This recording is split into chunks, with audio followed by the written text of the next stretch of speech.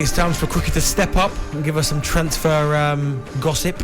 Yeah, just had confirmation actually. Gabriel Jesus, we know that already, mate. Next one. Yeah, 5-year contract. Definitely agreed. Gabriel Jesus will be an Arsenal player. But it's about a former Bournemouth player, actually, Arnaud Danjuma. Left the club last summer.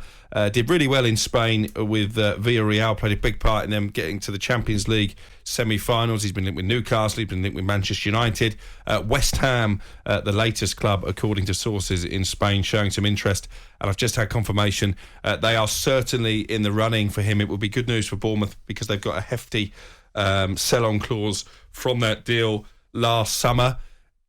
Is he the type of player, Darren Ambrose, you think that would improve West Ham? Arnaud Danjuma, he's quick, he's direct, he scores goals. Yes, I think they were. The problem with West Ham was squad depth, as you said. They didn't sign anyone in January. They had a fantastic run in the Europa League. Didn't quite work out at the end, but maybe they trailed off towards the end because they didn't make signings in January. They need legs. There's obviously talk of Lingard as well. So they just need signings over the line. I know Armando Broja's been linked as well, hasn't he, Crookie? And I think someone to back up Antonio, who's still their teammate. I think if Broja goes there, though, I think he could push Antonio for that number one spot. I think they need someone to do that, though. They need some, competition for places. Antonio has been absolutely great, but I think he'll welcome competition as well because it will show ambition and it will show West Ham are still trying to push up there as well. 100%. Yeah, I like Danjuma as well. You look at his last two seasons, 17 goals and 10 goals for Villarreal. I like him. I think he's got all the attributes in the world to succeed. But yeah, it'd be interesting. West Ham do need squad depth.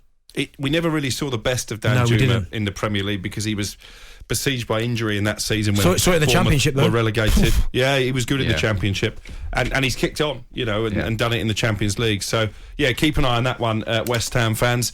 Brentford, obviously very much still part of the conversation when it comes to Christian Eriksen. We're expecting a decision on his future maybe as early as next week. And then after a couple of Burnley defenders as well, I spoke about one of them with White and Jordan last week in the form of Nathan Collins, the Republic of Ireland international. By all accounts, they're looking at Connor Roberts as well, considering that Burnley got relegated. Two players who actually came out of last season with quite a lot of credit in the bank.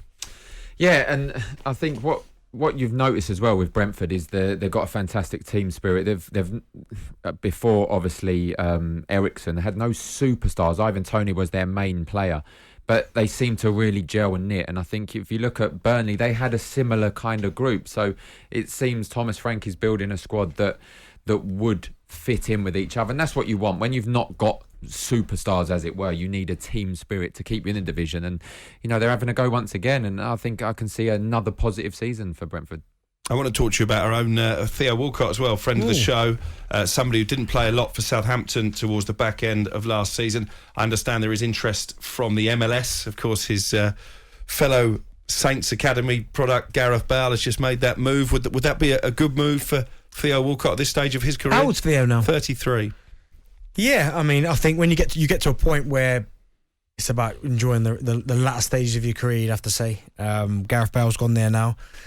Who's 33 next week, I think, as well, so the same age. The latter years, but listen, Theo, he's done fantastically well in the Premier League, done well at Arsenal, would have probably liked to have contributed more at Everton and Southampton, but no, I think that'd be a good move for him. I don't think Southampton are pushing him out the door. I think he probably is aware that he won't be a regular starter next season, but as we know, he's a good lad. He's a good influence in the dressing room. Maybe there's a long-term future at St Mary's as a coach. So I guess the question is how much football he wants to play, or does he now start to concentrate on the coaching side? Yeah, I think even if he stuck around at Southampton, didn't get as much game time as he'd hoped for, I think he'd still be able to go out to the MLS next season as well.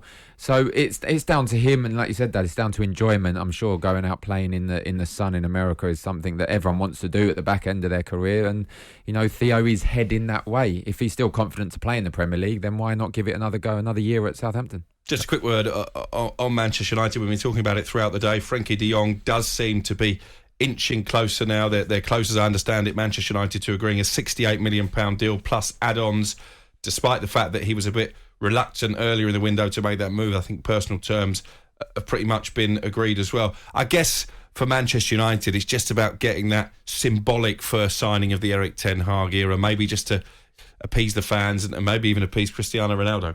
Yeah, I like De Jong. I think he's a very, very good player. I think there are slight concerns about how long it's taken to get it over the line. But as you said there, Cookie, the most important thing, I guess, is that it is over the line pretty much. So yeah, it's like a dominoes effect. One comes in, and the rest start to follow, and it's like a big circles, and it starts to move. So, but you always need to get that first one in. What seems to be positive in terms of this signing, if it happens, is he seemed to be the number one on their list. Yeah. So to get him first, I think, is a good sign, and then they can concentrate on every other signing that they need. Absolutely. All right, well, that was Crookie's Transfer Centre.